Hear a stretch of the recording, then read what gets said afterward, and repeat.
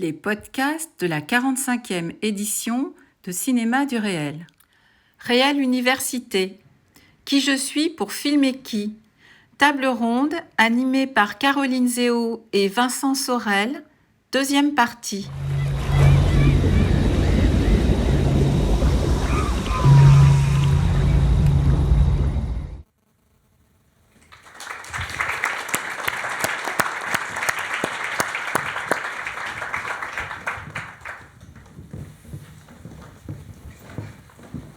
Alors peut-être repartir de ce dernier plan où Giovanna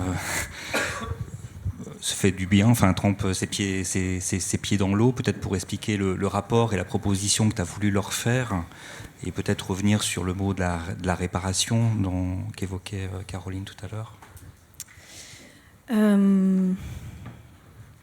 Giovanna, elle a un statut un peu particulier dans le film parce que c'est la seule qui est véritablement comédienne, enfin qui l'était avant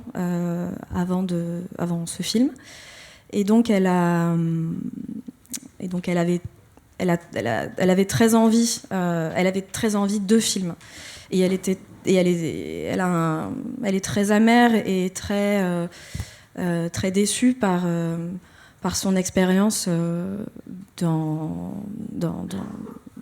comédienne, et on lui a proposé des rôles, on lui a toujours proposé les mêmes rôles, et des rôles qu'il a présentés, donc des rôles de travailleuse du sexe, mais en étant toujours une travailleuse du sexe qui était dans la désœuvrée, qui sert le récit, et puis toujours une figurante ou des fois une silhouette parlante.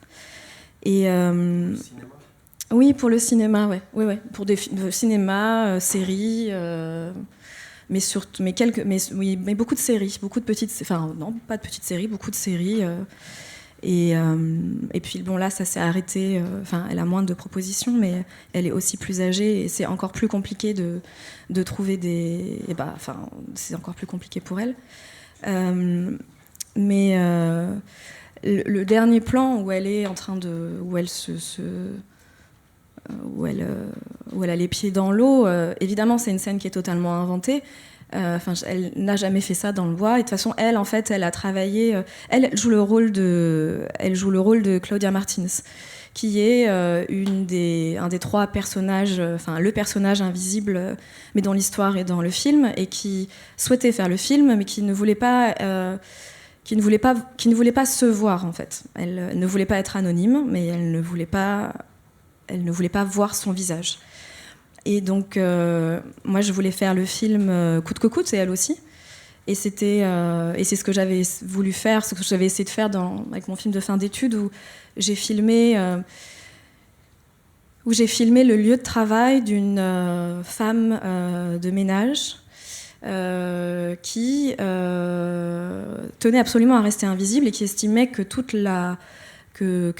l'intérêt qu'elle avait à faire ce travail était qu'on n'ait pas à la déranger, et que c'était son heure, son temps, et donc toute irruption à ce moment-là était une agression, et aussi une négation totale de son travail et de ce qu'elle y faisait, c'est-à-dire mettre en ordre et prendre soin des gens. Et donc cette femme, du coup, ne voulait pas que je la filme, puisque j'allais briser en fait tout ce qu'elle essayait de tenir. Et moi, donc c'était un film de fin d'études, donc il fallait qu'on aille vite. Et j'étais assez désespérée parce que on avait eu un entretien préparatoire et elle parlait.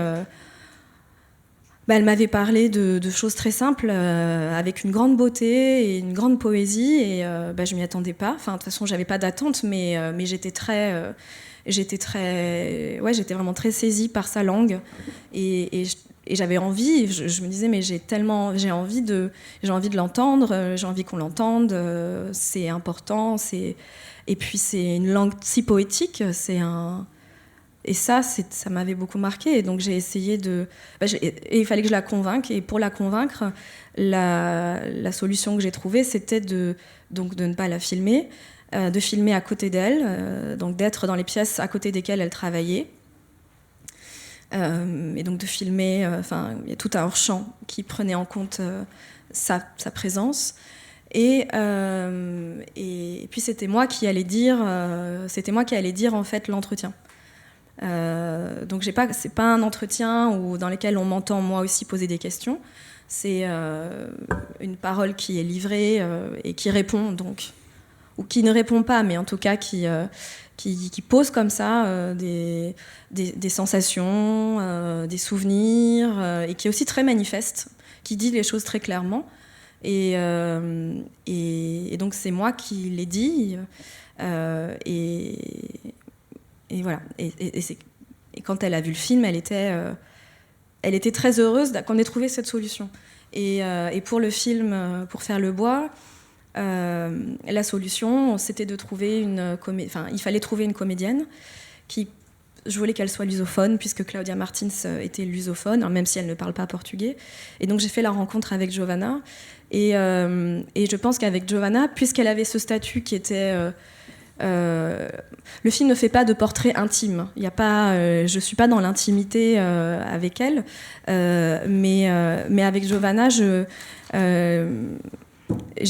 pu en fait, j'ai pu essayer de travailler, de la diriger en tant que comédienne un peu. Alors c'est pas mon métier et je me sens pas particulièrement qualifiée en fait pour faire ça, mais en tout cas j'étais très avide de faire ça et c'était possible avec elle. Et donc voilà.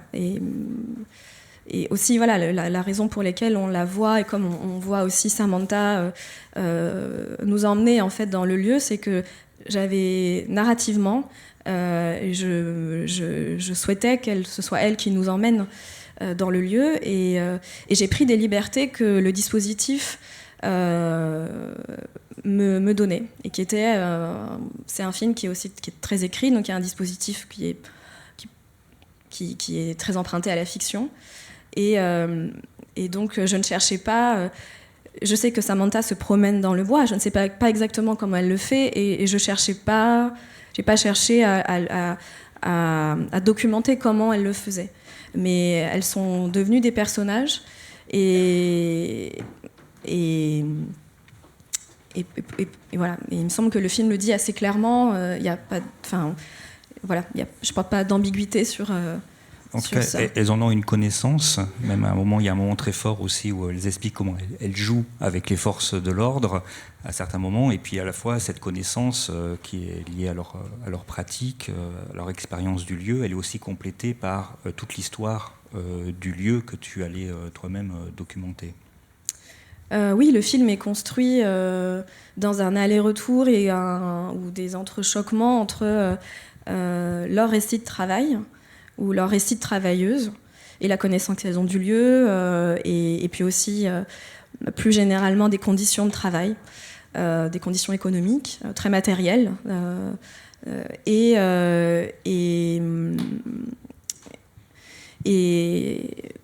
en parallèle, où il y a cette dimension, l'histoire en fait, l'histoire du bois qui est faite à partir d'archives.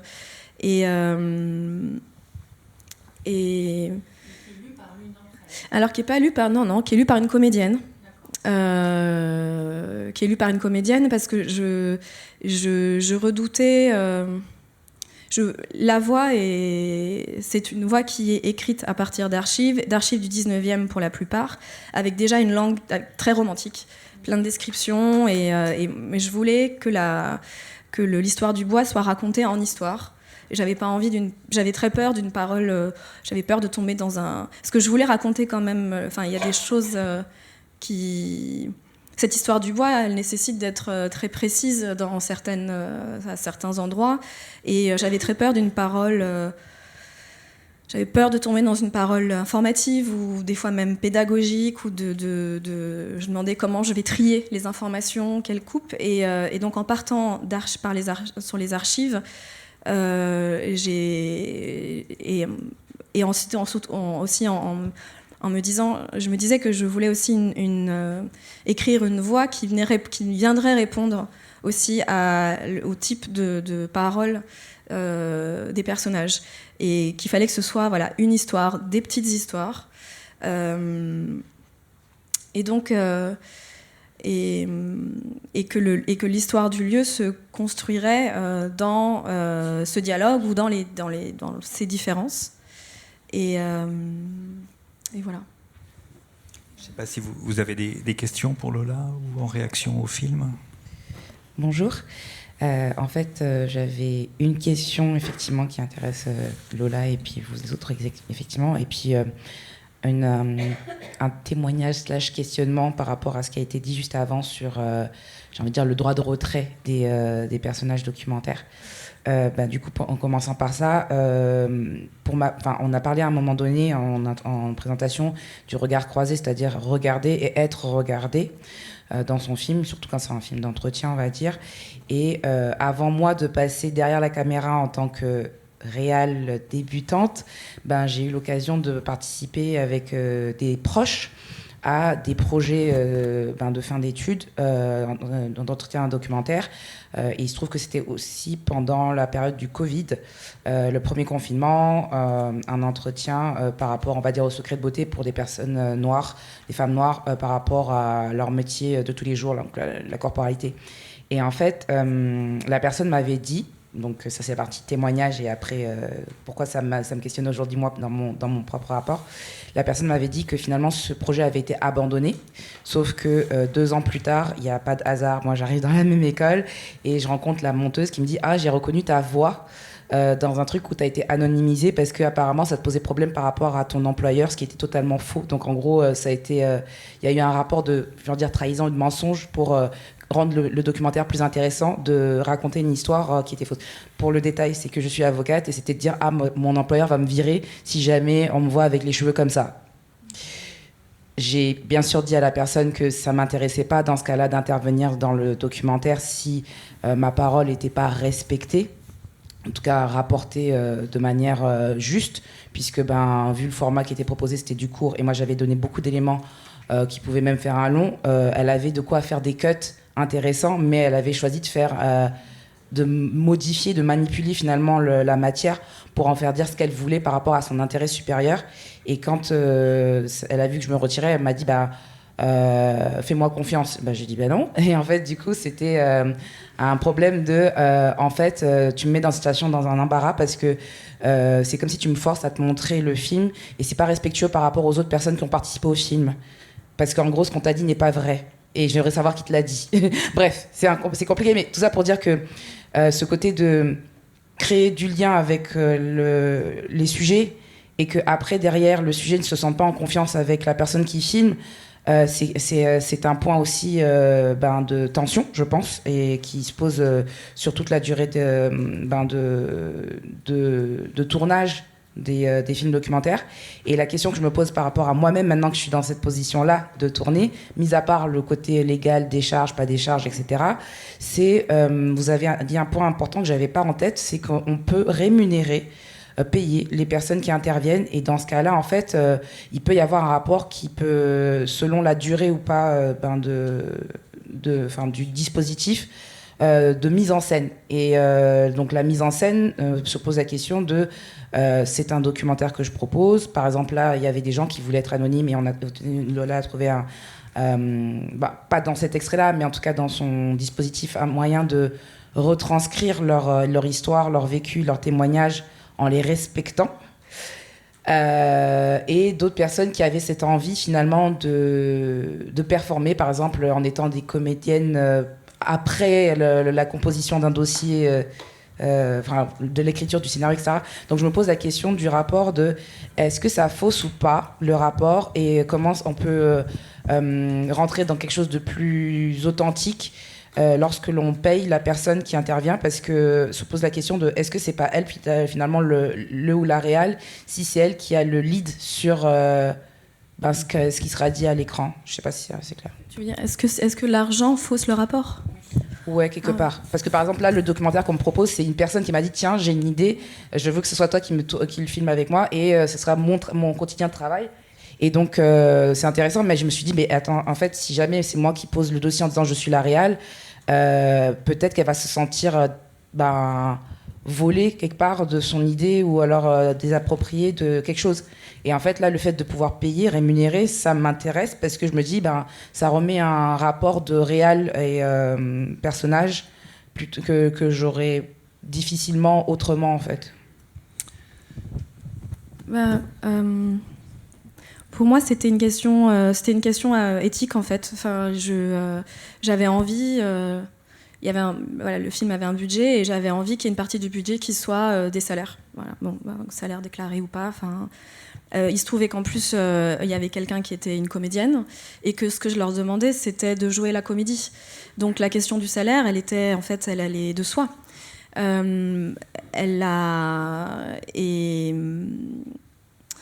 Donc c'est quelque chose qu'on n'a pas, qui a été en fait qu'on a très peu discuté. Enfin, c'était un truc qui était donné, que je leur ai dit plusieurs fois. Elles l'ont pas relevé. C'était finalement, c'était un élément un élément de la fabrication du film, et ça n'a pas.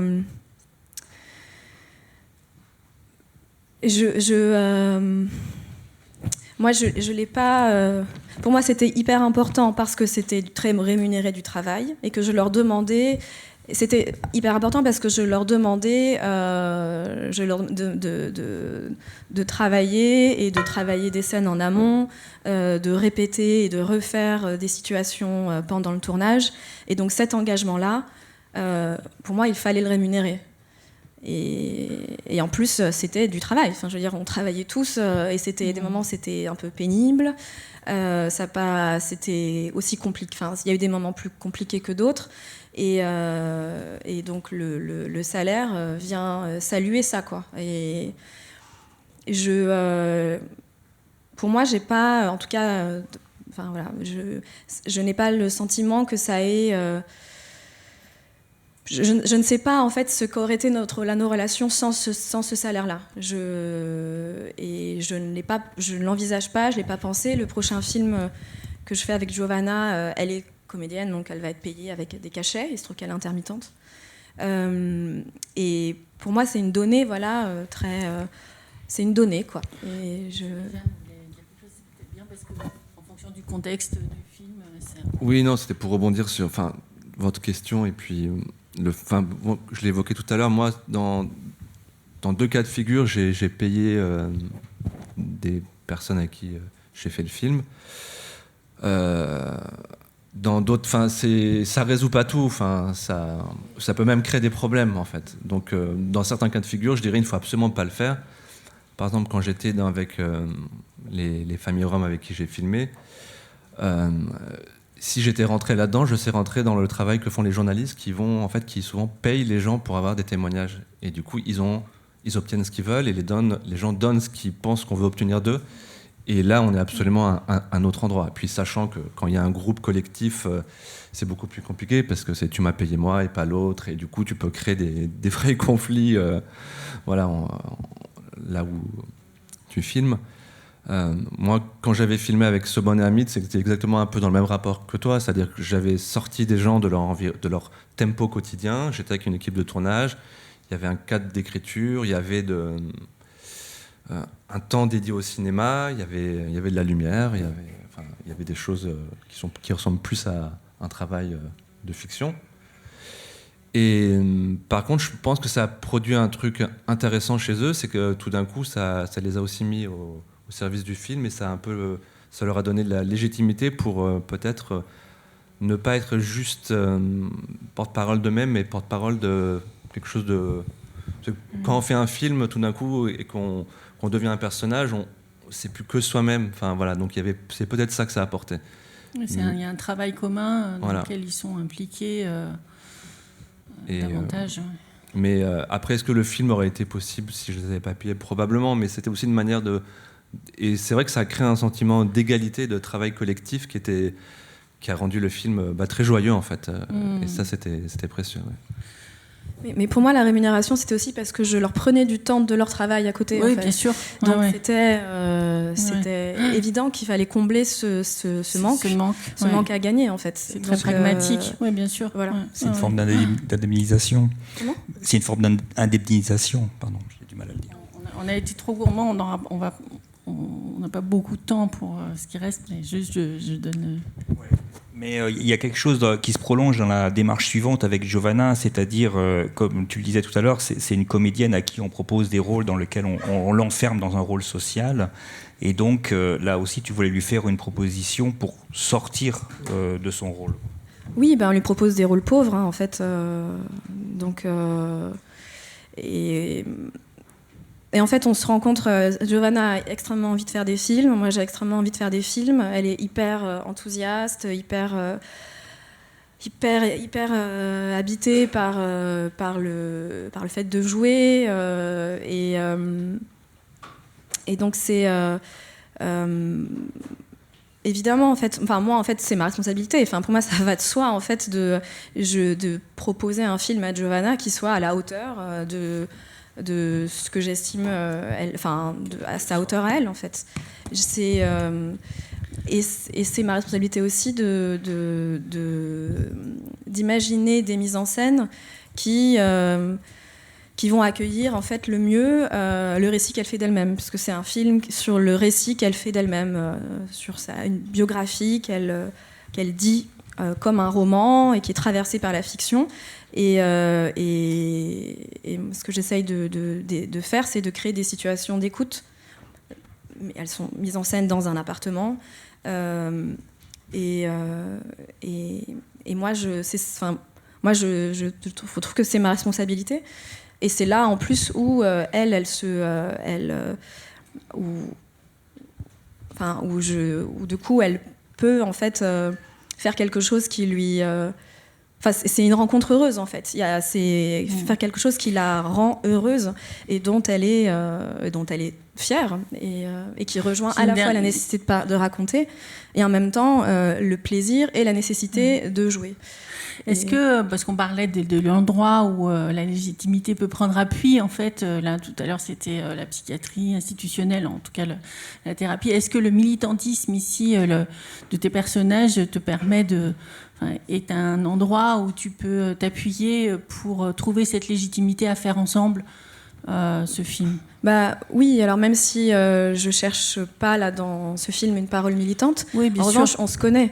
Enfin, je veux dire, en fait, travailler dans le même sens.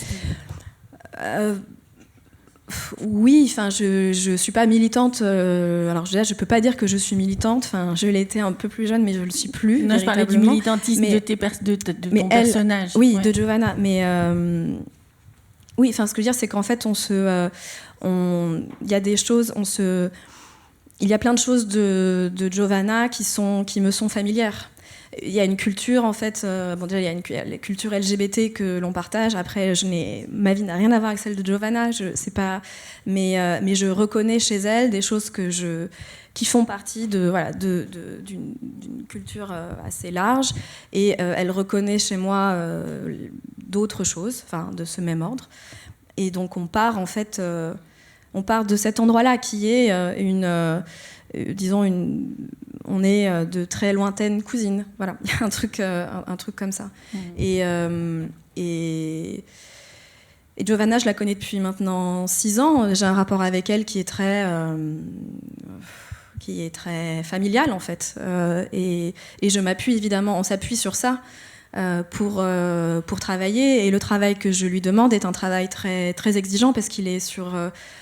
c'est beaucoup de temps qu'on passe à travailler des textes et donc évidemment je m'appuie sur en fait une connivence et bien entendu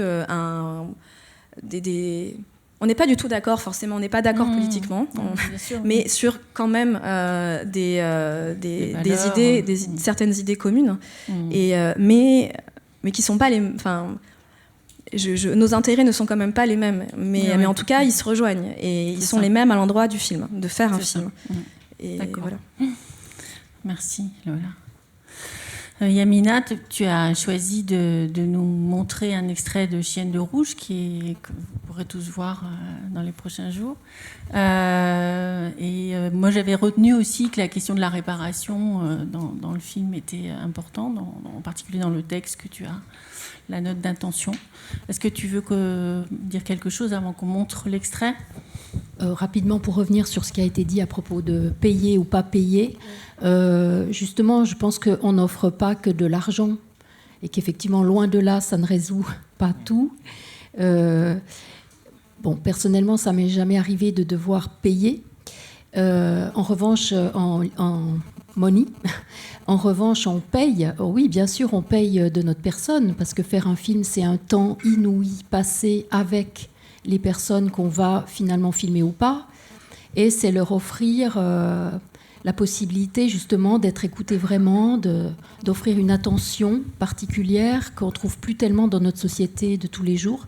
Et j'ai découvert en faisant Chienne de Rouge en particulier à quel point le film construit un espace de soins pour les gens. On est dans une société ultra violente et maltraitée.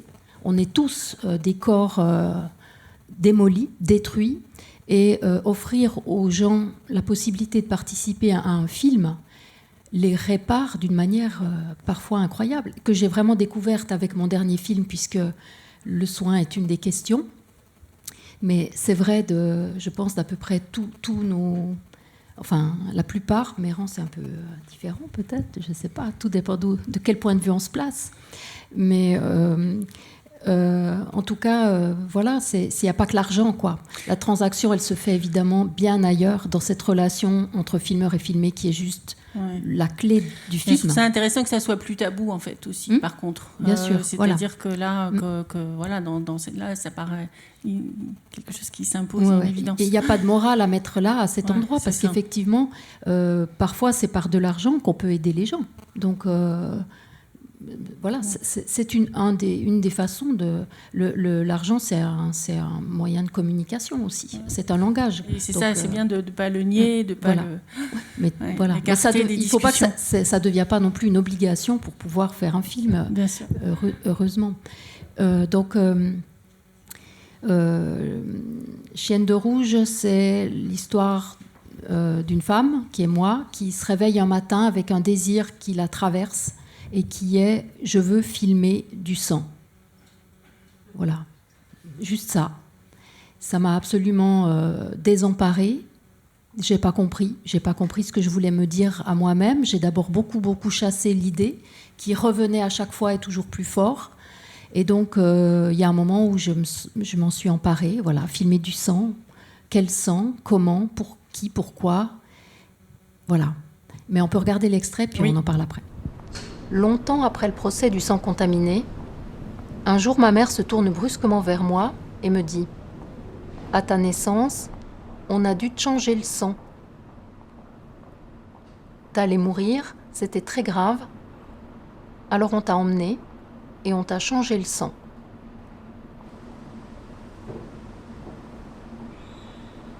Les résus de mes parents étaient incompatibles. À ma naissance, un peu du sang de ma mère s'est mêlé au mien et ses anticorps ont failli me tuer. Alors on m'a fait 2 trous, l'un pour me vider entièrement de mon sang et l'autre pour le remplacer par celui d'un inconnu.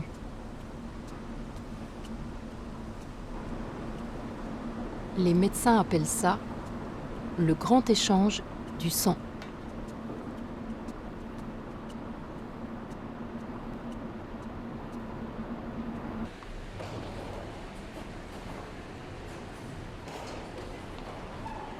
La révélation de ma mère me glace. D'abord, je me tais, comme ma mère, qui n'avait rien dit pendant toutes ces années, faisant de cet événement une sorte de secret. Je me regarde autrement. Ce n'est ni le sang de mon père venu d'Algérie, ni le sang de ma mère venu d'Italie, qui coule dans mes veines. C'est le sang d'un autre, d'un étranger.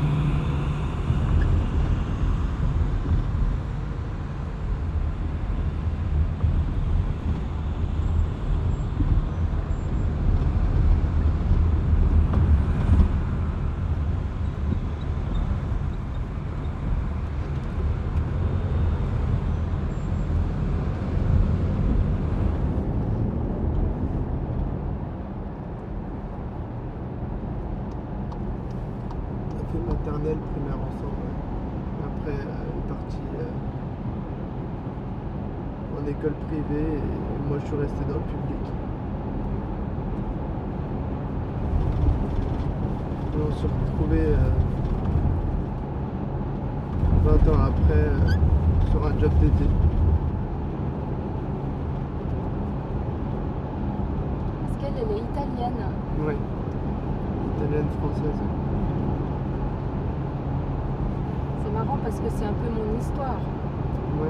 Ma mère est italienne. Oui. Mon père était algérien, comme tes parents sont marocains. Oui. Je fais partie du même mélange que mes filles.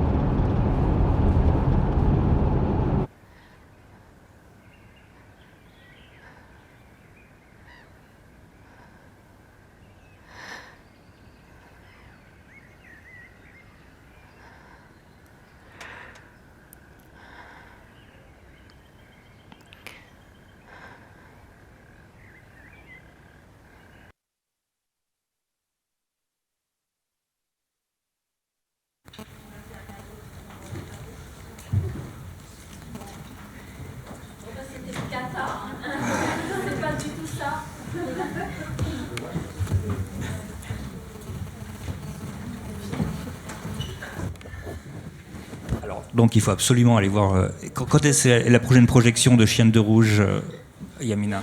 C'est quand on filme, quand est-ce qu'ils pourront le voir? Justement, je ne sais pas parce que normalement il est prévu demain. Et comme c'est journée de grève, je ne sais pas du tout. Et je préférerais personnellement aller manifester que demain plutôt que dire venez voir mon film. Donc.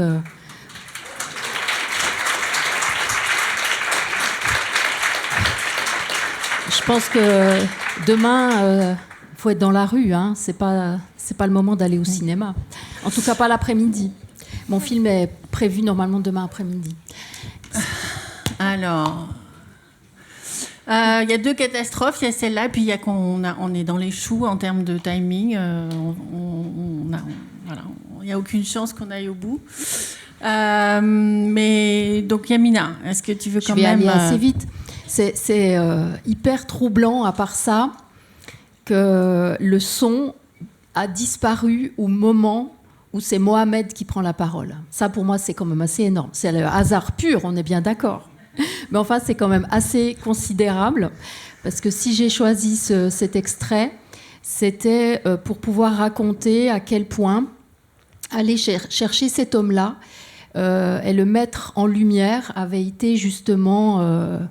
une sorte de combat, en fait. Dans ce film, moi, je fais en quelque sorte ma mue, parce que la première partie, que vous n'avez donc pas vue, que vous verrez peut-être un jour, je parle effectivement de ma place d'ex-chroniqueuse judiciaire d'un procès qui est celui du sang contaminé. Et donc... c'est un des éléments que j'entrelace dans ce récit, comme si ma légitimité... Dommage qu'un monsieur pose une question et après il se barre. Il n'est plus là. Je rigole, hein. Mais en tout cas, c'est vrai, il est plus là. Ou il est plus là. D'accord. Il revient. Donc non seulement on n'écoute pas le personnage que je veux vous faire écouter, mais moi, quand j'ai quelque chose à dire pour répondre à une question... Bon, non, je rigole évidemment. À un moment donné, dans le film, ça vrille et la légitimité, plutôt que d'aller la chercher à l'extérieur de moi, comme s'il fallait toujours s'adosser à quelque chose de plus grand que soi, justement une institution, voilà, comme si c'était quelqu'un d'autre qui devait nous dire qu'on est légitime. À un moment donné, c'est en faisant ce film que j'ai découvert que la légitimité, en fait, petit à petit, on la puise au fond de soi. Et que c'est là que c'est le plus difficile, en fait. Parce que les plus grands empêchements, ils sont jamais de l'extérieur. Jamais. Parce que quand on a le temps, alors on n'a pas toujours le temps, parce que quand on fait un film dans le cadre de nos études, évidemment, le temps est compté. Mais après, dans votre vie, on va tout le temps vous dire que tu n'as pas le temps. T'as pas le temps. Ta prod, elle va te dire qu'il faut suivre le rythme, que ci, que ça. Non, le temps, c'est à vous de l'imposer. C'est la chose la plus difficile à faire, rester à son rythme dans son travail. Parfois, ça prend du temps. Et c'est ce temps qui permet justement que les choses adviennent. Et moi, ce qui s'est passé, c'est qu'à un moment donné, je me suis dit, mais il faut que je dise mon histoire. C'est que ce film, je le fais à partir de mon corps. C'est moi qui filme. Et mon corps lui-même a connu un changement de sang à l'origine que je porte au-delà de ma mémoire, puisque c'était à la naissance, donc j'en ai pas le souvenir concret, mais je porte moi-même une histoire de sang. Et à partir de là, j'ai trouvé ma légitimité juste au fond de moi. Et donc il y a un moment donné où on se dit, voilà, je veux faire ce film. Et tout le monde va vous dire, mais pourquoi ? Et notamment, vous allez être confronté à écrire des notes, enfin vous l'avez déjà été, des notes d'intention, des machins, où on est censé justifier pourquoi on veut faire un film. Et donc, on va chercher des réponses très complexes, des légitimités, des cohérences, des machins de l'extérieur. Et on ne peut pas juste se permettre dans un dossier pour la SCAM, le CNC ou je ne sais quelle région, on ne peut pas juste dire, parce que c'est moi, voilà, parce que c'est moi et j'ai envie de le faire. Or, il faudrait savoir juste partir de là, parce que l'essentiel, il est vraiment au fond de soi. Et c'est à partir du moment qu'on a ce désir et cette nécessité chevillée au corps que coûte, on fera le film.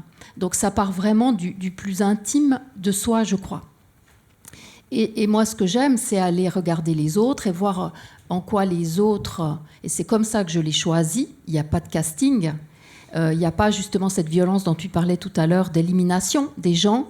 Je choisis ceux dans lesquels je me reconnais et eux se reconnaissent en moi. Et il se passe quelque chose parce que c'est toute l'humanité qui est... on se reconnaît entre nous. On voit dans l'autre... et dans l'autre qui peut être le plus différent de nous possible, d'un coup on reconnaît quelque chose. Vous avez peut-être lu Annie Ernaux, lisez Journal du dehors par exemple, et on voit bien ce mouvement du dehors vers le dedans, du dedans vers le dehors, c'est-à-dire de soi vers les autres, et encore une fois vers l'inconnu, les inconnus. Et c'est ça qui est beau et fort. Et il y a eu avec Mohamed une rencontre d'un homme qui est totalement invisible dans notre société et inaudible. Il ne pouvait pas y avoir plus belle démonstration en même temps. Et tout le travail a été de lui construire un espace de parole. Et ce n'est pas parce que je suis arrivée avec les meilleures intentions que ça a été facile. C'est-à-dire qu'au-delà même de voilà, le désir positif de mettre en valeur les gens, etc. On est dans une société tellement meurtrie, tellement blessée. On est héritier d'une histoire tellement mortifère, enfin, qui nous a... Et c'est très difficile d'arriver après. Et donc même, et c'était ça que je voulais raconter, parce que le moment où il parle, oui, est très beau, c'est qu'on peut réparer quand même... Enfin, je continue d'y croire, sinon je pense que j'arrêterai de faire des films. Je pense qu'on peut construire quelque chose avec des autres, avec des gens qui sont très différents de nous. Parce que, par exemple, avec lui, il y a un écart immense, un écart social que moi-même j'ai creusé à force de faire des études, de travailler, etc. Je ne sais plus d'où je viens exactement. Et me reconfronter à d'où je viens me permet de mesurer cet écart qui est énorme et qui est tellement difficile à combler, mais il faut le combler. Et le cinéma, c'est ça, c'est-à-dire... et c'est l'acte de montage, précisément. C'est rapprocher, c'est ce geste de rapprochement dont parle très bien Godard, par exemple, en termes de montage, de recoller les morceaux. Recoller les morceaux. Et c'est ça le cinéma, et c'est ce que permet justement, ce que permettent aussi nos outils, qui nous permettent, sans avoir forcément obtenu des aides, écrit un dossier, etc., de au moins se lancer, d'expérimenter, d'éprouver, de remettre sur le métier sans arrêt le geste de filmer, qui est vraiment le cœur. C'est pas d'écrire ou de justifier son travail, il faut faire. Et donc, c'est animé de ça, en tout cas, que que petit à petit j'y vais, et de plus en plus débarrassée de légitimité extérieure. En dépit du contexte, Ouais. c'est-à-dire Oui. que tu reconstruis en dépit du contexte qui est quand même aujourd'hui qui questionne davantage. Avec le contexte, pas en dépit de. Avec le C'est avec, contexte. c'est-à-dire on fait évidemment avec, Mm. et c'est bien de l'aborder parce que c'est un gros non-dit quand même, Oui. mais effectivement, il faut continuer d'aller de l'avant avec ce contexte. Ça reste possible, heureusement, la rencontre, qui est de plus en plus rare dans la société au jour le jour, mais qui reste le cœur de nos pratiques documentaires en tout cas. Bon, je pense qu'effectivement, ce contexte, et puis la question coloniale, on a vu qu'elle apparaissait dans les textes que tu convoques, Lola, c'est pas un hasard, qui raconte l'histoire du bois. Et toi, tu étais historien, on va pas revenir, mais la question coloniale aussi était un arrière-plan. C'est aussi une question que tu abordes, Ariane, on en vient à toi. Est-ce que tu peux nous parler? Donc toi, tu travailles dans le cadre d'une thèse de recherche-création sur la question du partage de la mise en scène. Et évidemment, on comprend bien que là, c'est une réponse, enfin c'est une tentative de répondre à ces questions de légitimité, à ces questions d'empêchement, de droit de filmer l'autre, de parler pour l'autre, etc. Et aussi avec une situation de dialogue entre la France et la Tunisie. Alors, je te laisse la parole pour nous raconter ça. Oui, je vais essayer de faire le plus synthétique possible, puisque l'heure tourne. Mais donc, la spécificité de mon film, c'est que donc moi, je ne filme pas. Et donc, ça réinterroge, en fait... je réinterroge la relation documentaire quand elle n'est pas sur la situation de tournage, puisque le parti pris, c'est un film qui est une correspondance, en fait, filmée entre des adolescentes françaises et tunisiennes que j'ai mis en relation et qui...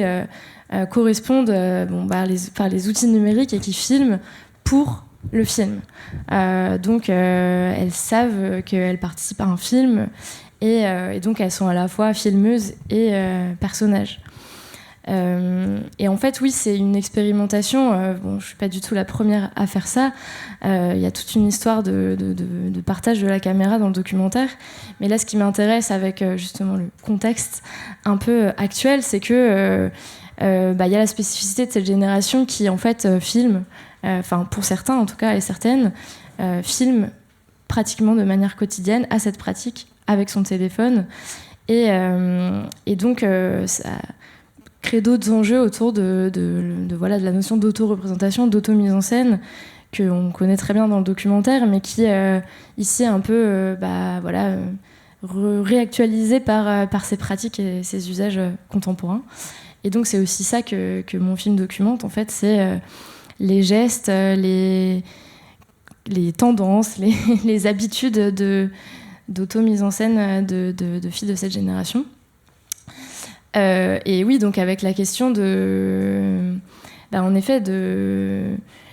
en fait, donc je leur délègue la caméra, mais en fait, elles ne filment pas qu'elles-mêmes, elles filment aussi ce qui les entoure, et en particulier leurs amis. Le film s'appelle « À nos amis », au féminin.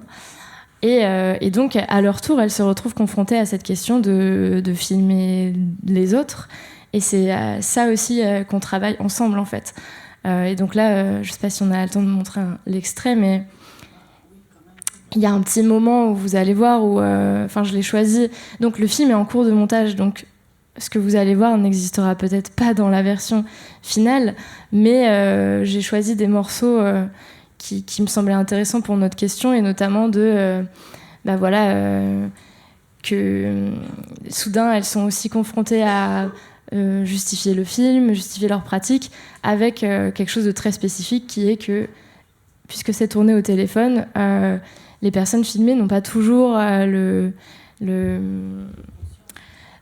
conscience, ou en tout cas elles sont tellement habituées en fait à l'être que même si elles savent que c'est pour un film, il y a beaucoup de couches qui se superposent, et donc voilà, il y a un peu c'est filmé pour elles, pour leur correspondante à qui elles envoient, pour moi puisque je suis toujours dans la boucle, et puis pour des futurs spectateurs, spectatrices, puisqu'elles savent que c'est pour un film documentaire. Voilà. Donc je suis arrivée en Tunisie le 23 le soir et personne ne savait, genre vraiment j'ai dit à personne, je voulais que personne sache.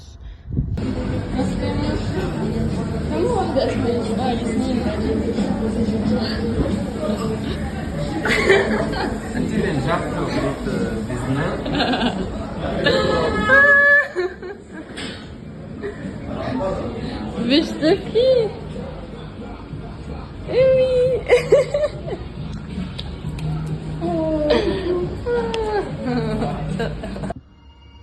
Baby, can you move it to the rhythm so they can't dance, so they can rap? Lead us a fucking rural. Down, down, body, body, come and look at the party. Let's go. Hello, hello, hello, hello. Si, si, je connais. Je connais pas les trucs par cœur.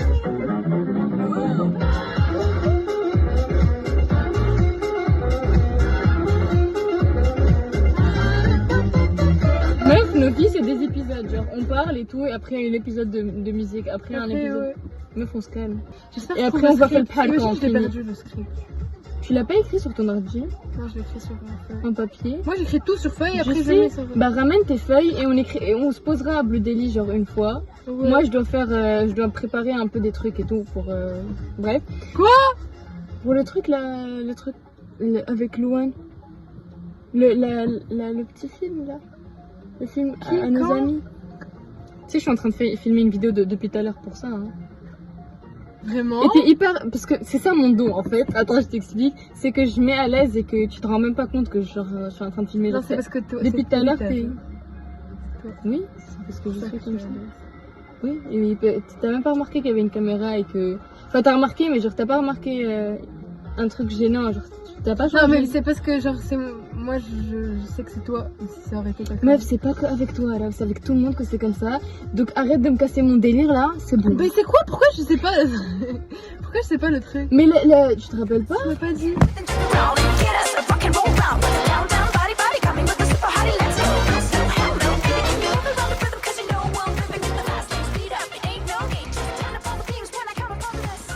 Mais voilà, mais du coup c'est un endroit que j'aime beaucoup, sauf que j'y vais pas souvent parce que j'avoue que c'est pas très pratique la descente de la là.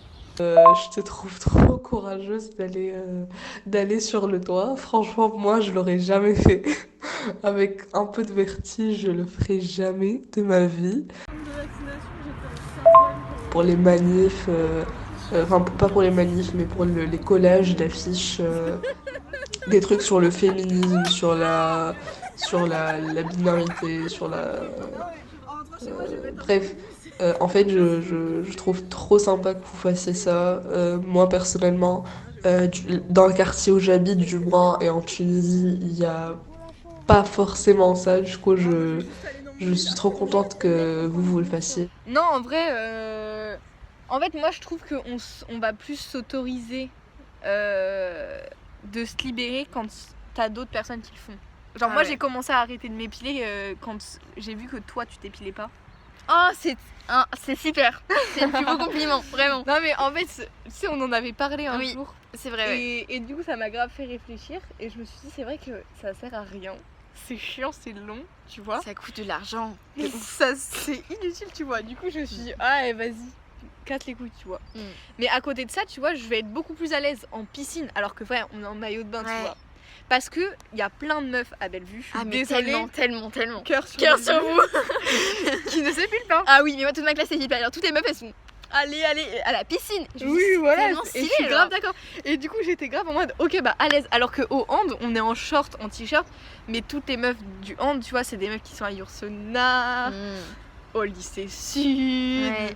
Bah, ça dépend de la culture ton lycée en fait. Voilà et du coup bah toutes les meufs elles s'épilent tu vois. Et du coup, genre, j'appréhende la façon aussi dont elle me voit. Du coup, je me dis, tu vois. Du coup, ça veut dire qu'il y aurait très peu de sororité entre les filles et qu'au point qu'on peut. Oui, mais en fait, c'est la vérité. Oui. Mais c'est juste qu'à Bellevue, bah, comme je te disais, à Dour, notre lycée, il est hyper engagé. Genre, c'est vraiment. Le lycée un peu cliché des militants, militantes et tout. Enfin, militante, c'est un grand mot, mais genre, voilà. Et du coup, c'est vrai que. Comme on est dans cette safe place, bah du coup on peut se permettre ça et c'est vrai qu'à la piscine les meufs sont pas du tout épilées. Enfin il y en a certaines mais la majorité non. Et du coup d'où les représentations c'est essentiel. Voilà, et c'est pour ça que là les réseaux sociaux, je rebondis sur représentation réseaux sociaux. Je rebondis, boing. Bref, et du coup c'est vrai que les réseaux sociaux moi ça m'a énormément aidé. Au début quand j'étais genre en 4ème, bah en gros j'étais en mode oh j'ai pas trop de poitrine, je suis trop complexée, j'étais en 4ème. Et du coup, j'étais sur les réseaux sociaux, j'ai suivi des meufs qui avaient une petite poitrine et tout ça. Et du coup, j'étais en mode oh, mais en fait, c'est trop stylé, genre en fait, c'est bien. Et du coup, j'ai réussi à accepter ce complexe, ce qui n'est plus du tout un complexe maintenant. Mais voilà, et ensuite, bah, ça a fait pareil pour les poils. Je me suis dit, j'ai vraiment envie, ça me dérange vraiment ce truc de m'épiler parce que je me sens pas moi-même. Ça me coûte de l'argent, ça me prend du temps, j'ai pas le temps du tout. Et non, c'est vrai, j'ai pas le temps du tout. Et genre voilà. Et du coup, je me suis dit, bah, je suis des meufs sur Instagram qui s'épilent pas. Et voilà. Et c'est avec des gens, je me dis en fait il y en a plein qui le font, et en fait c'est trop beau. Maintenant je vois des meufs épilées, je trouve ça pas trop beau.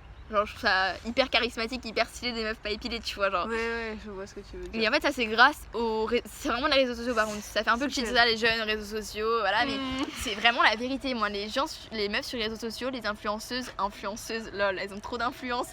Mais c'est vrai, genre moi ça m'a énormément aidé. Il est quelle heure la manif? Il est 11h. Ah, il faut qu'on y aille, on est en manif. Mais on pourrait continuer à discuter très très longtemps, mais... Le féminisme, oui. Mais voilà, donc bisous pour conclure, gros bisous, et vive la sororité. Ciao ciao. Oh là là, c'est décadent. Et voilà, devant la préfecture du Mans.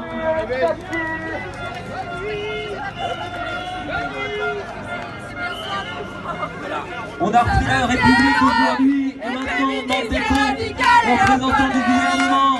La retraite à 60 ans. On s'est battu pour la gagner, on se battra pour la garder. La retraite à 60 ans. On s'est battu pour la gagner, on se battra pour la garder. La retraite à 60 ans. La fumée me fait mal à lui. Pour la gagner, on se battra pour la garder. La retraite à 60 ans. On s'est battu pour la gagner, on se battra pour la garder.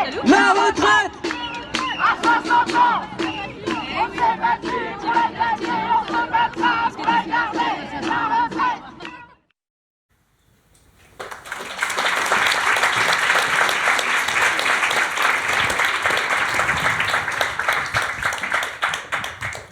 Rien ne se laisse, je sais que tu as des choses à nous raconter, mais moi j'aurais une question, enfin voilà, tu l'as dit tout à l'heure, moi je ne filme pas, mais du coup tu fais un film, donc qu'est-ce qui se passe dans le basculement entre ne pas filmer et faire un film, et sur la question de, voilà, toujours la même. Bah, en fait, il y a du coup tout le reste. Vous savez que ça représente aussi beaucoup de choses. Mais en fait, je travaille avec elle donc, sur de quoi va parler ce film, qu'est-ce que vous allez filmer, comment vous allez le faire. Enfin, en fait, j'orchestre un peu aussi à distance. Je leur propose des choses, je leur fais des retours systématiquement sur ce qu'elles font, sur ce qu'elles envoient. Et donc, en fait, c'est... Il y a une part de justement aussi de délégation du contrôle qu'on peut avoir sur le cadre, sur plein de choses qui est un peu difficile aussi, puisque souvent je me dis dommage, elles auraient pu faire comme ci ou comme ça, mais ça fait partie du dispositif que j'ai mis en place. Et puis de toute façon... on est toujours obligé de composer avec... qu'on filme ou pas, en fait, on est toujours obligé de composer avec ce lâcher-prise et que les choses se déroulent pas comme on les a imaginées. Quand on écrit un film, il y a différentes manières de faire, mais on va écrire quelque chose et fantasmer un film qui ne sera pas celui qu'on aura de toute façon. Donc, en fait, j'ai l'impression qu'il n'y a pas tellement de choses fondamentalement différentes, en fait. Du fait de ne pas être sur le tournage, même si ça implique des choses. Ce parti pris, cet angle de travail que tu développes, en particulier dans ta thèse, c'est en réalité effectivement une réponse à cette question de la relation filmeur-filmé, de l'éventuelle domination, du geste implicite de prédation qu'il peut y avoir dans le fait de filmer, mais c'est une réponse qui est radicale.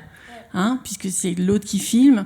Est-ce que cette radicalité, pour toi, c'est la seule, c'est la seule solution? Je te pose la question parce que tu es en recherche, donc je pense que tu te la poses. Non, heureusement, je crois toujours à d'autres démarches documentaires. Donc oui, en effet, c'est une proposition de réponse qui a été pensée depuis longtemps, dès les années 60, qui a vraiment traversé l'histoire du documentaire justement dans une réflexion sur les rapports de domination qui soient racistes, sexistes, coloniaux, etc. De se dire, en fait, on exerce une violence éventuellement supplémentaire avec la caméra en allant filmer des gens et en ayant la main sur la représentation. Et la possibilité de s'auto-filmer et l'auto-représentation est une possibilité de subversion de ça, en fait.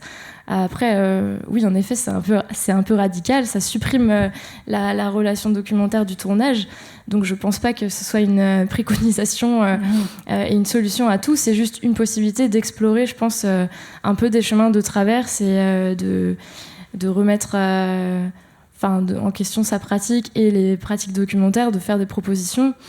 Et je pense que ça cohabite. C'est une radicalité qui est déjà là, de toute façon, qui est déjà là dans l'espace. En fait, le moment contemporain est quand même justement je trouve interroge le documentaire à l'endroit de dire, en fait, parce qu'on va on va souvent légitimer notre pratique en disant, on va montrer des gens qui ne sont pas montrés ou donner la parole et en fait, maintenant il y a quand même la possibilité de l'apprendre. Et de s'exposer sans qu'il y ait besoin des documentaristes. Et du coup, ce qui, encore une fois, ne veut pas dire que le documentaire va mourir, je ne le crois pas du tout. Mais en tout cas, le fait qu'il y ait ces possibilités d'auto-exposition sur les réseaux sociaux dont cette génération s'empare sans qu'on l'y invite, je trouve donne de la matière en fait, à repenser les rapports entre filmant et filmé. Est-ce que quelqu'un dans la salle... Oui ?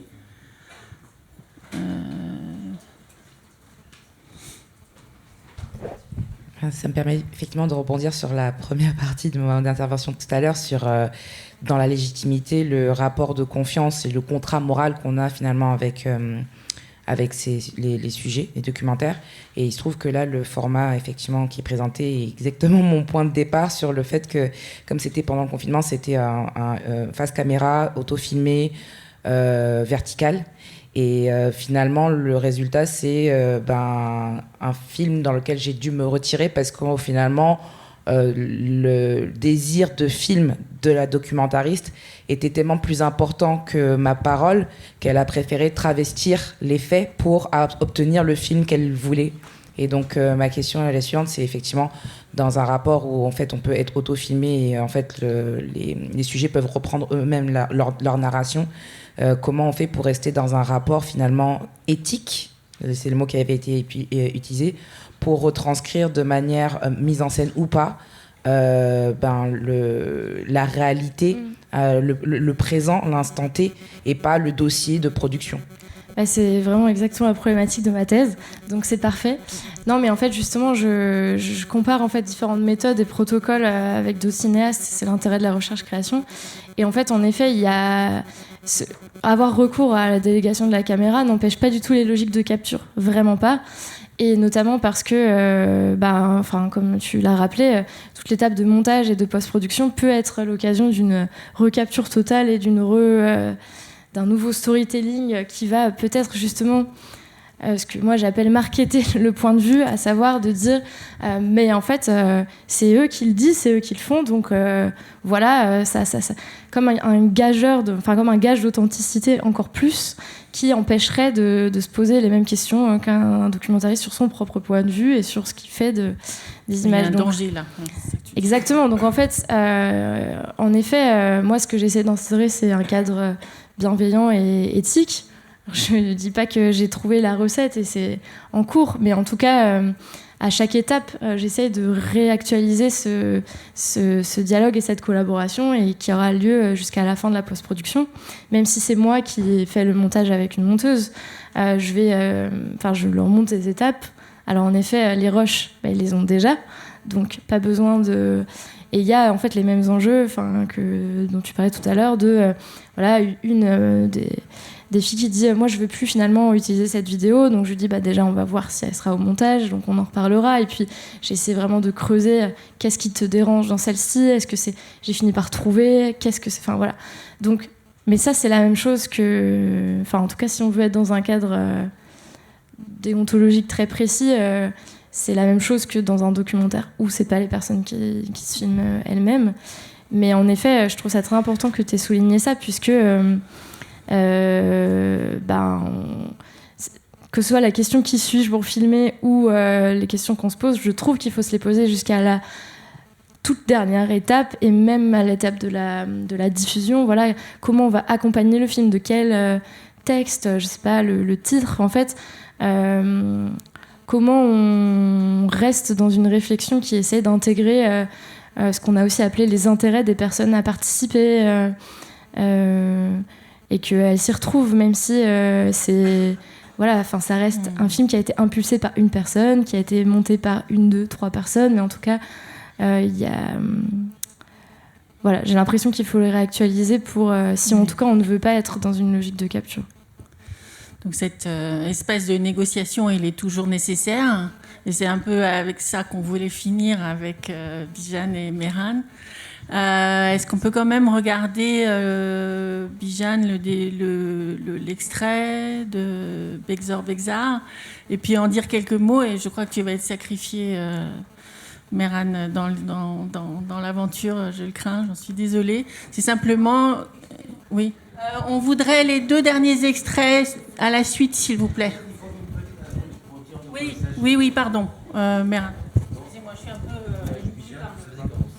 disons, moi j'ai... Alors, on regarde lequel d'abord? Alors, il y avait Bekzor Bekzar d'abord, et le tien. D'accord. Alors, donc, du coup, le deuxième extrait que vous allez voir, donc c'est mon premier long métrage. J'étais rentré dans le milieu des Bassidji, de la milice du régime iranien. Et donc là, on a choisi un extrait qui est au bout d'1 heure de film, environ 50 minutes de film peut-être, où finalement je commence à me rapprocher de quelques miliciens. J'ai mis du temps avant de le faire. Et puis pour finalement leur proposer une forme, un dispositif auquel ils s'y attendent pas forcément. Voilà, moi, c'est pas la peine d'en dire plus. D'accord. Et toi, Bijan? Et moi, c'est donc la scène qui va être montrée, enfin le passage, c'est l'introduction au film, enfin une partie du prélude, c'est-à-dire de l'avant-générique.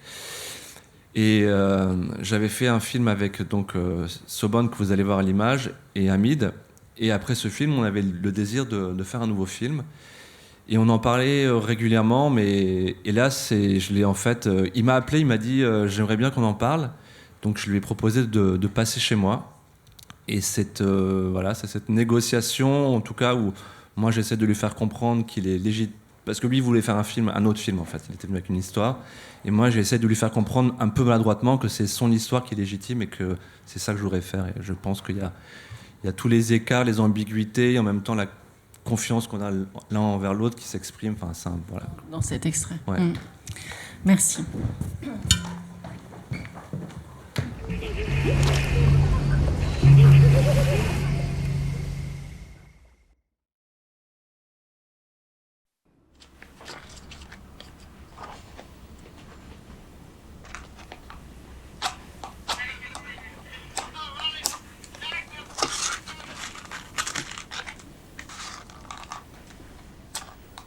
اینه که واقعیت داره. آره اینو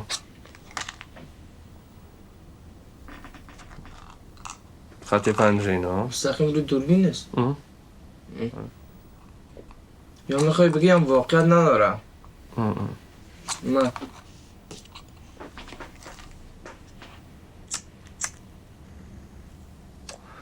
این تلفن کجا بود؟ اگریز پلانتا بغل ساختمون.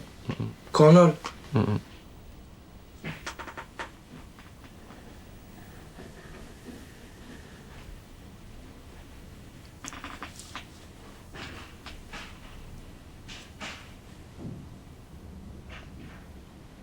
حالا خونه‌ای که زندگی میکنی همون پشت نه؟ از این بالا میری پشت یه خونه خراب است. خراب هم خونه است. چجوری پیدا کردین این خونه؟ معلوم دار بود، داخلش خالی بود، درش باز بود. رفتیم داخلش. وقتی خونه یک سالن باشه درش کس باز میذاره.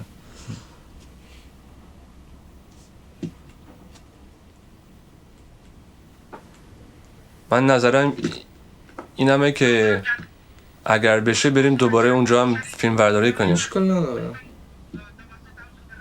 خودش هم میتونه همینطور که بهت میگفتم فیلم خوبی باشه اونجا. نظرت چیه؟ مشکل من ندارم. در رقم تو که میفهمی. من گفتم من در فیلم کار نکردم نمیفهمم.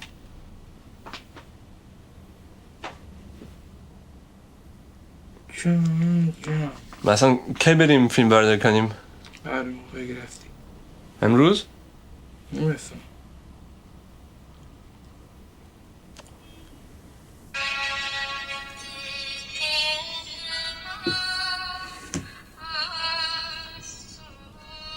نه چون من فقط دوست دارم مثلا اونجا از نظر یه مستند میدونی؟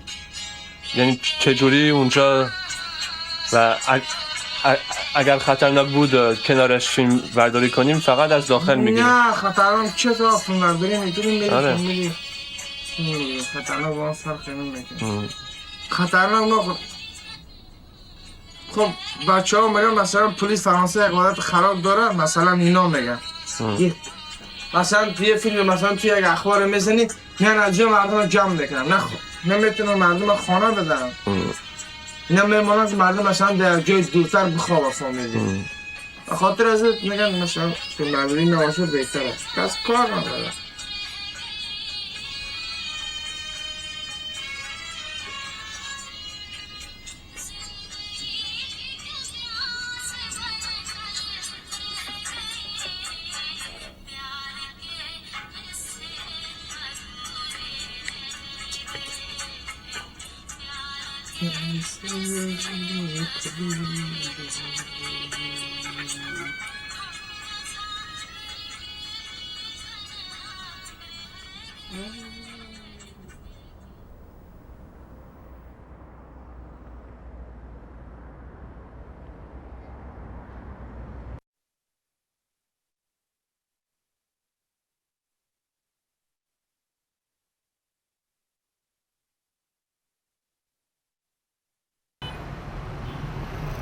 ما میخوایم یه عده بیان مسئولیت مملکت ما رو به عهده بگیرن که اون هدفهایی که ما از قدیم داشتیم، آرمانهایی که تو ذهن ما هست، مقدساتی که تو ذهن ما هست و اعتقاد داریم بهشون، اونا خدشه‌دار نشیم.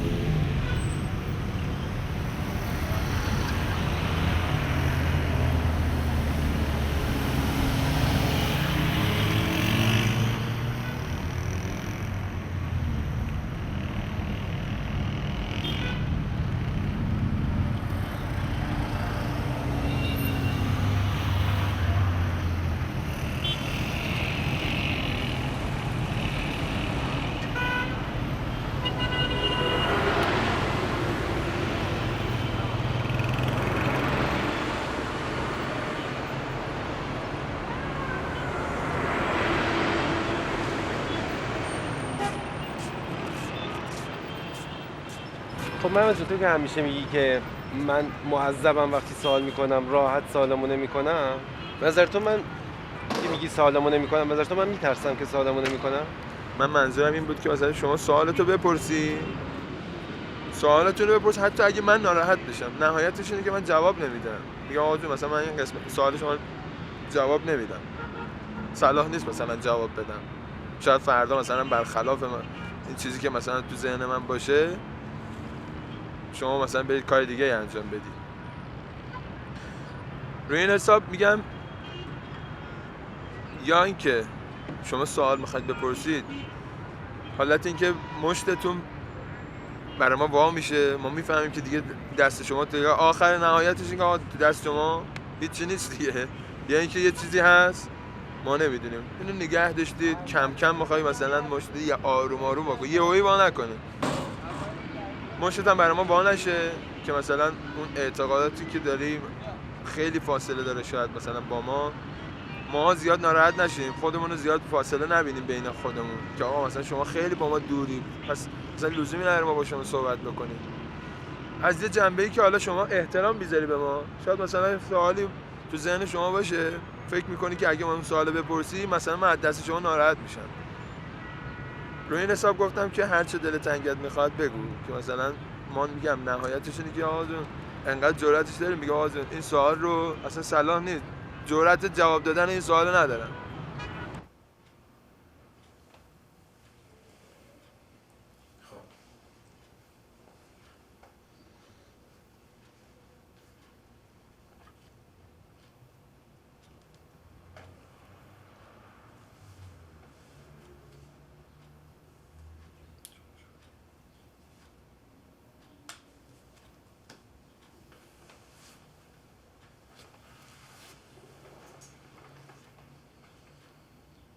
بفهمید دیگه چیه؟ نه یک سکوت میخوام. سکوت چند دقیقه‌ای معلوم کن. نه میخوام روتون توضیح بذارم که من یه چیزی نمیذاری اینجا شماره یه چیزی بدی. تو سیر نمیشه چی خواهد بود خدا میدونه. خب ممنونم. خیلی مونده. آره. سلام. سید رو بریم ببوسیم اشکال نداره. من خودم شخصا در مورد این فیلم هیچ حسابی به خارجی ها نباید پس بدم، هیچ حسابی. خب برای همین واقعا صادقانه اون چیزی که شما دیدین من اون چیزی که فکر میکنم رو ساختم. خب دارم میسازم. حالا آخرش معلوم میشه. اما اون پولاشون رو دیدی؟ موقع تدوین معلوم میشه. اونو بعد از تدوین. سلام. الان ما نزدیک 30 ساله که در حکومت جمهوری اسلامی زندگی میکنیم. میخواستم ازتون بپرسم که به نظر شما وضعیت سیاسی و اجتماعی مطلوب چه وضعیه؟ به عبارت دقیق‌تر باید چه اوضاعی برقرار بشه و چه شرایطی به وجود بیاد تا شما دیگه احساس و ابراز مظلومیت در اون شرایط نکنید؟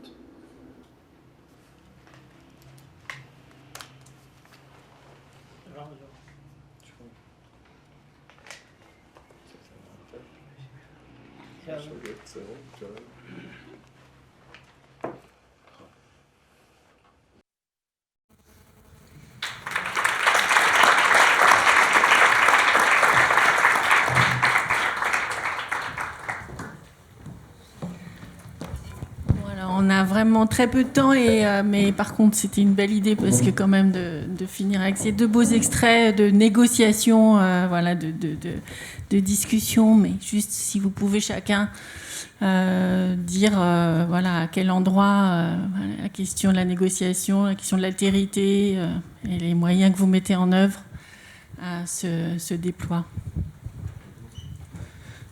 Notamment, Méran, tu filmes des gens avec qui tu n'es absolument pas d'accord, quoi. Et ta légitimité se construit d'abord avec cette distance. Et de se dire et de proposer un cadre, comme tu le dis, voilà, je vais proposer un cadre dans lequel on va être ensemble. Et pour la question qui était posée tout à l'heure sur la manipulation au montage, notamment, tu dis, moi, je me donne le droit de critiquer, mais je les critique dans le plan. C'est-à-dire, je suis avec eux quand je les critique, et ma critique n'est pas amenée par le montage. Oui, tout le pari était là-dedans, c'était comment est-ce que je peux, par mes silences, quelque part l'espace que je fabrique, montrer que je ne suis pas d'accord avec eux et que j'ai peur d'eux. Et que, voilà, donc comment est-ce que je peux mettre ça en scène, quoi. En gros, qu'ils ne se retrouvent pas dans un film où après coup ils disent « Oh punaise, mais vu le nombre d'images d'archives qu'il a utilisées, il ne nous avait pas dit qu'on allait subir ça, quoi. » Et donc, pour moi, là, ce qui était important, c'était d'apporter la critique à l'image, quoi, tu vois, face à eux, quelque part. Et je ne sais pas combien de temps on a, peut-être que... Ouais. Parce que c'est vrai que sinon, ils ne vont pas manger, en fait. Ah ouais. C'est ça l'enjeu, quoi. Ouais. Et disons que... toute la difficulté pour moi, c'est pour revenir aussi à la question du monsieur qui est parti tout à l'heure. On va lui dire. Non, mais c'est pas grave. Il a posé sa question il y a longtemps. Après, il a peut-être pas pu rester plus. C'est que moi, je filme pas forcément des gens qui sont de mon côté. Je filme même, d'ailleurs, surtout pas des gens qui sont de mon côté. J'essaie de comprendre ceux qui sont différents de moi et ceux qui défendent un régime que je ne comprends pas, que je n'approuve pas. Je me dis, si eux, ils défendent ce régime-là, ils ont sûrement des arguments, des raisons. C'est quoi ces raisons et arguments que je ne comprends pas? C'est-à-dire, il voit bien que moi, je suis obligé de quitter le pays et que j'ai hyper peur. Il continue encore à défendre ce régime. C'est quoi il y a bien quelque chose qui m'échappe. Donc moi, mon désir premier est de tenter de comprendre, quoi. Vraiment de comprendre. Et comprendre, c'est au premier sens du terme. Comme je suis quelqu'un de un peu naïf, vraiment comprendre, c'est de lui poser la question, finalement, tu défends un régime qui me met dehors, donc du coup, comment est-ce que tu le fais? Comment tu t'y prends? Pourquoi est-ce que tu acceptes ça? Et à chaque fois, dans tous mes projets, donc ce projet, mais celui d'après, c'est de dire, bon, bah voilà, si on devait, celui d'après, c'est dire, si on devait mettre une bibliothèque au mur, avoir des bouquins ensemble, qu'est-ce que vous acceptez comme bouquin? Concrètement, qu'est-ce que vous acceptez comme livre, quoi? Et puis, donc, si je dois aller vite pour... et donc, là, pour le film, les deux films qui sont là en ce moment au réel, c'est pareil, c'est sur la question de la torture. Mais en fait, la torture, c'est quoi? Concrètement, on tape comment? On tape où? Et qu'est-ce que ça fait quand ça frappe? Et comment est-ce qu'on résiste à ça? Ah oui, donc d'accord, ça s'est passé. Vraiment de comprendre de manière détaillée et précise, quoi, de comment est-ce que les choses se déroulent. Et comprendre, c'est ça pour moi, quoi. Ça passe par aussi des gestes, de tout un tas de choses. Pour revenir à ce que tu as fait un peu en psychiatrie, en addictologie, moi j'ai eu, là, dans le cadre de mes ateliers de lundi à l'hôpital, j'ai eu l'occasion de rencontrer un jeune qui prend des drogues de violeurs. Ouais, pour ce. Ouais. Voilà, exact.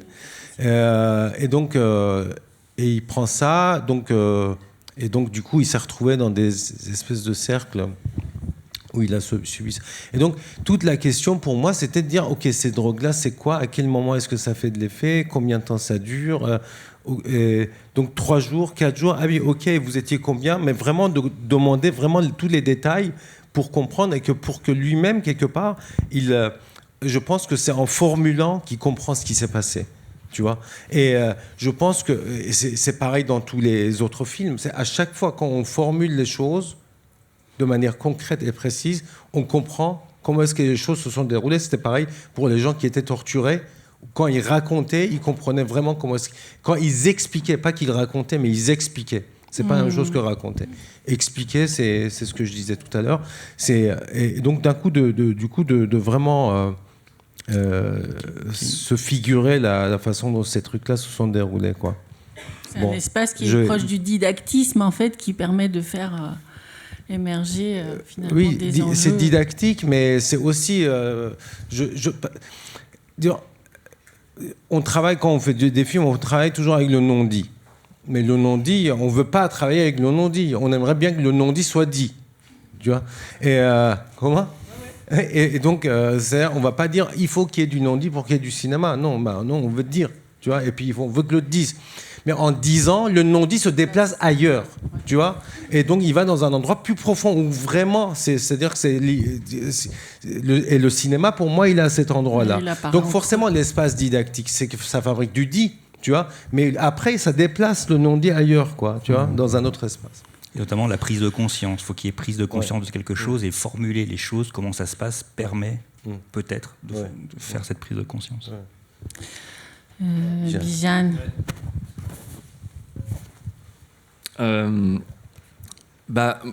Je sais pas, cette scène, elle prend peut-être plus son sens si on voit le film dans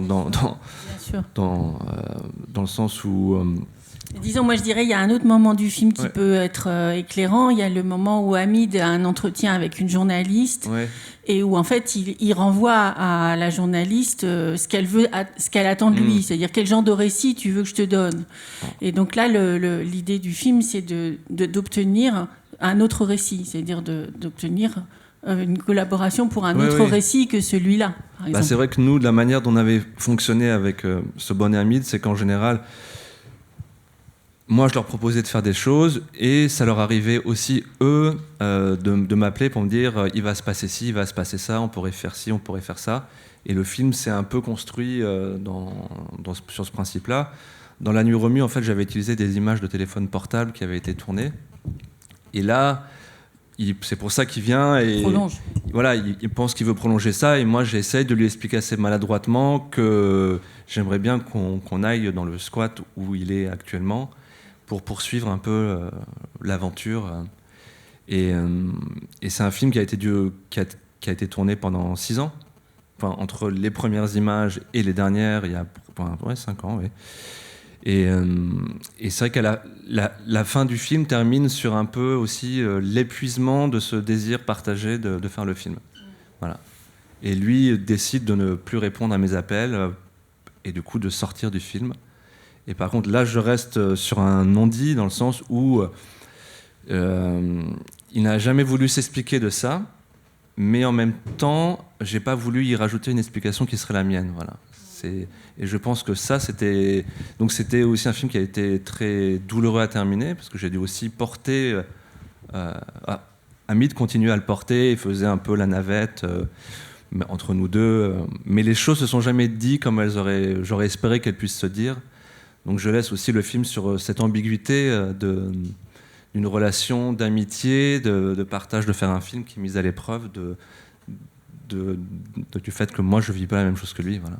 Ouais, et qui parle d'un endroit où peut-être qu'il n'a pas les mots pour que j'attendrai, voilà. Mais donc voilà. L'écart reste, l'écart finit par quand même avoir raison de tout ça. Mais j'ai quand même estimé qu'il fallait faire ce film. J'aurais pu l'abandonner, ce film. Le film existe en dépit, voilà. En dépit et que c'est aussi le témoignage et être fidèle à la promesse qu'on s'est donnée, qui termine comme ça. Enfin, il a l'intuition de ça, il le dit au début, c'est toi qui portes les questions de cinéma. Oui, c'est ça. En fait, bien sûr. Et ça, c'est une phrase qui m'a perturbé aussi, parce que j'espérais que ça se passe un peu différemment.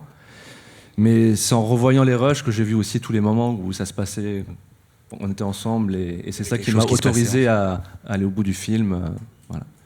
Et puis je pense que ça a été aussi important d'exposer cette fragilité du réalisateur et de celui qui est filmé dans leur tentative aussi de tenir un lien. Ouais. Bon, alors c'est forcément frustrant d'en rester là. On n'a pas du tout. On aurait pu aller beaucoup plus loin sur chacun des projets. On a été trop gourmands. On voulait ouvrir la discussion et ce ne sera pas fini. J'espère. On aura d'autres occasions chacun de poursuivre. Mais voilà, merci d'avoir été là avec nous. Merci.